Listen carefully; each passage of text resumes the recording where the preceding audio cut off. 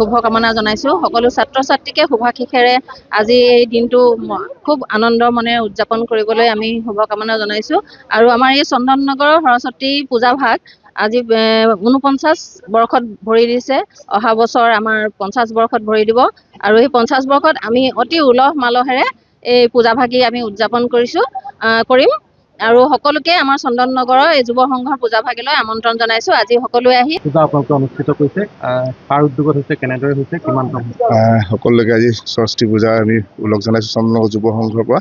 এইটো চন্দননগৰ যুৱ সংঘৰ 49তম সৰস্বতী পূজা।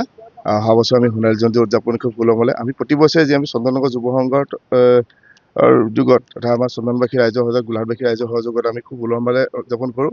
আৰু এই 49তম আগন্তুক যি অহা বছৰ আহিছে 2027 বৰ্ষত আমি 50তম সোণালী জয়ন্তী উদযাপন কৰিম আৰু খুব উলহ মালহেৰে উদযাপন কৰিম।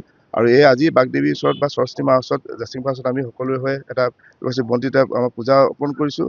আজি সকলোৱে সৰস্বতী মাক সংযোগ, সকলোৱে বিদ্যা আগভাগ হওক, সকলোৱে যে অসমৰ ভৱিষ্যতে এজন ভাল মানুহ হওক বুলি আমি আশা কৰিছোঁ। আমি আজি 5000 মানুহৰ আমি আশা কৰিছোঁ। আমি এতিয়া পূজা আৰম্ভ হৈ আছে। ইয়াৰ পাছত প্ৰসাদ আৰু আমি পায়স আয়োজন কৰিম। তাৰ পাছত বিয়লি আমি 1 বজাৰ পৰা আমি খিচিৰি আৰম্ভ কৰিম। আৰু আমি যোৱাবাৰ 40 কেৰাহী বনাইছিলোঁ, এবাৰ 50 কেৰাহী আমি খিচিৰি আয়োজন কৰিছোঁ। আপোনাৰ 5000 মানুহৰ কাৰণে আমি ব্যৱস্থা কৰিছোঁ।